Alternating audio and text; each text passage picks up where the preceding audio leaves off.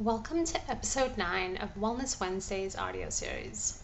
I'm Nissrine, registered holistic nutritionist, mindful nutrition and wellness coach for female entrepreneurs who are looking to prioritize their health and well-being without fad diets and wellness trends.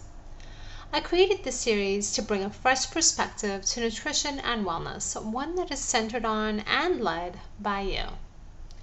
There's a plethora of information out there, and it can be really hard to know what to do and eat to feel good in your body.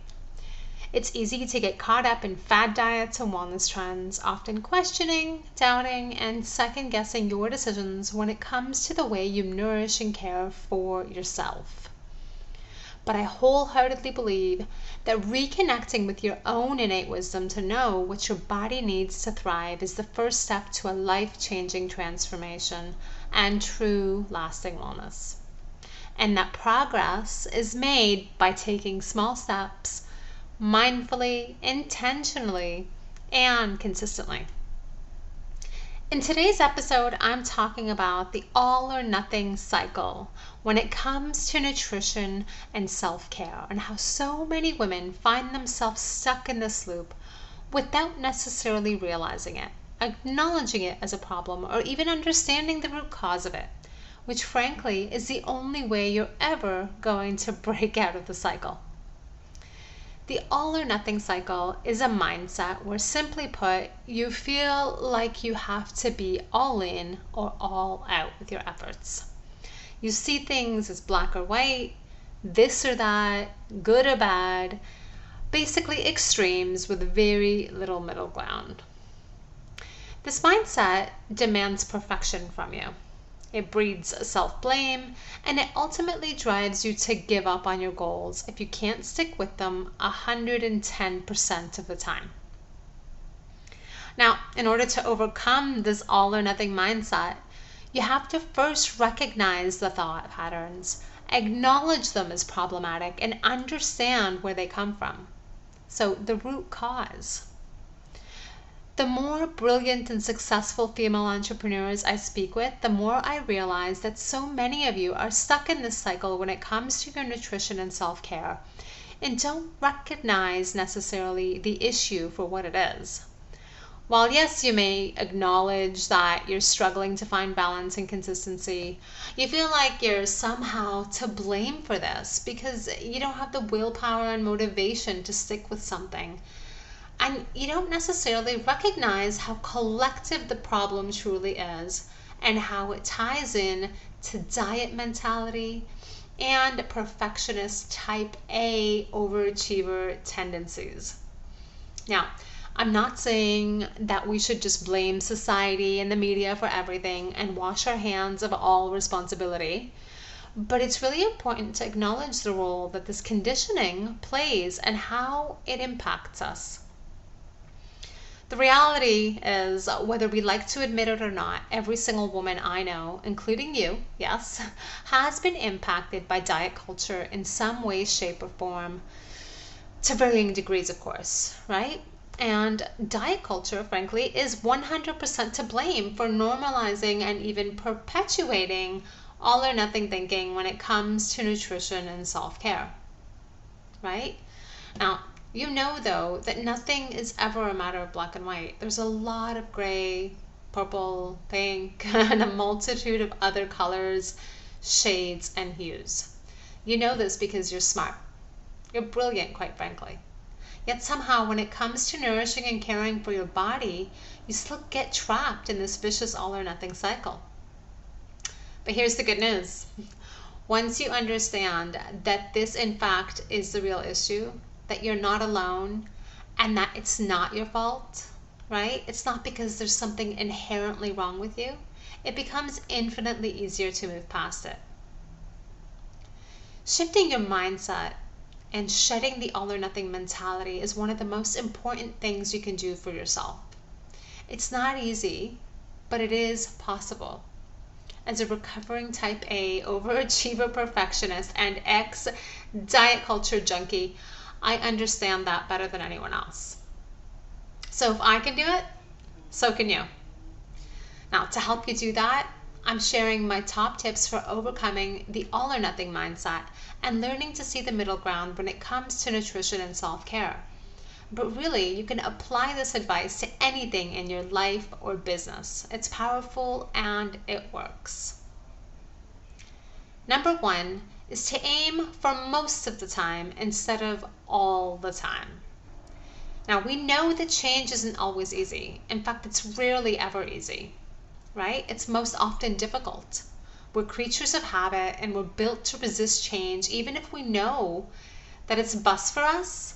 So, when we aim to do something new all the time, it puts a lot of pressure on us to change our habits overnight. And frankly, it sets us up for failure, right? Aiming to do something most of the time, on the other hand, allows us to commit and gives us this flexibility we need to adjust to our new habit gradually and naturally. A common complaint that I hear from women is that they go all in on weekdays and then fall apart on weekends because they're tired, they lack motivation to keep it up, and end up overindulging and then starting over on Monday. Now, this is likely happening because you're putting so much pressure on yourself to do things perfectly on weekdays, to do things all the time on weekdays, right? And in your mind, you probably associate the weekend with rest, relaxation, de-stressing, decompressing.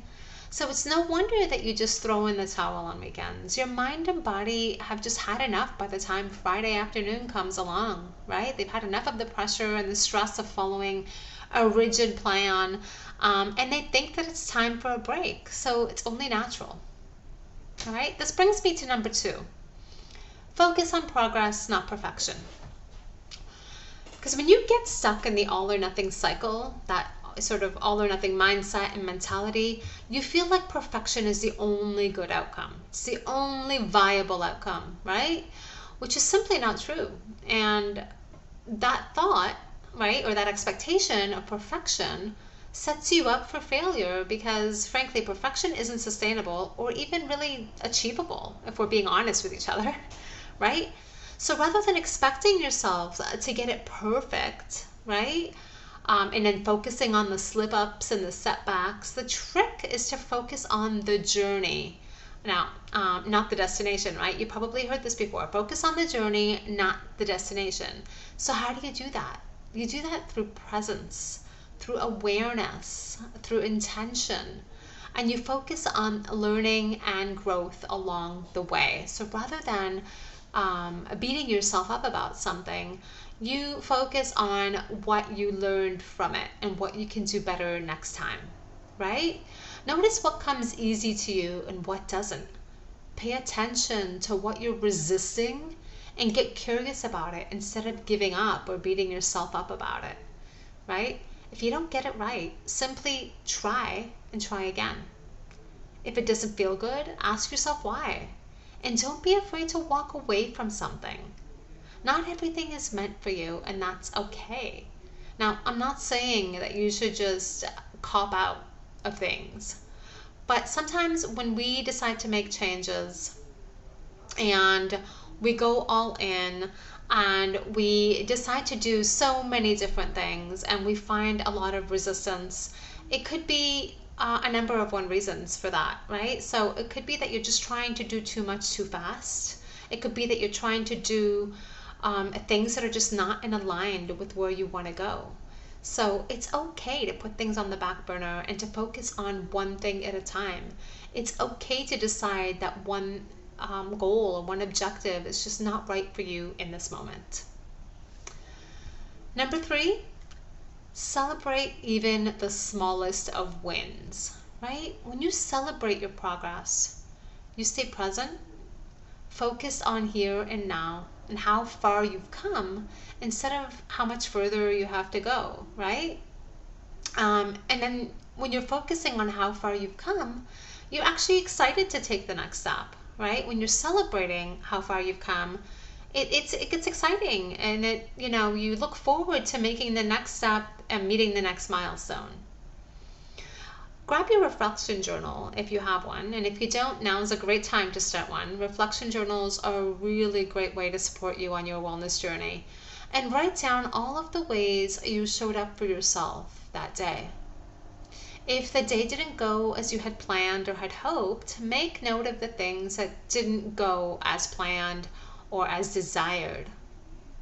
If you pay attention, there's always something to celebrate, even in those moments, right? Even if it's just a lesson learned, reflect on that lesson and how it can help you grow.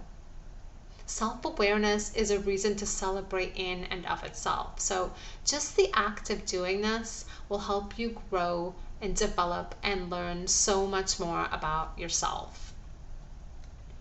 Last but not least, number 4 is to practice self-compassion, right? In simple terms, I want you to be nice to yourself, right?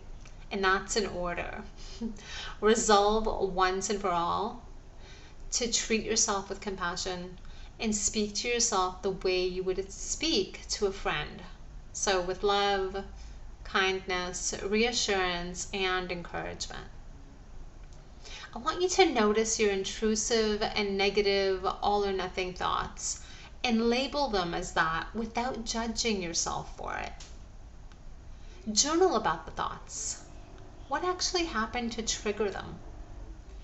Right? Think about what happened. And is it really so black and white?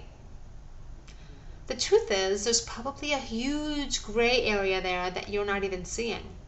So look for it, find the gray area, and reframe your thoughts about what actually happened.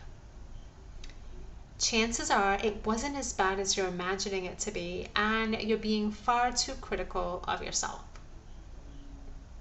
Remember, nobody is perfect. And with time, consistency, and practice, you can accomplish anything, including your nutrition and self-care goals, right? They can happen.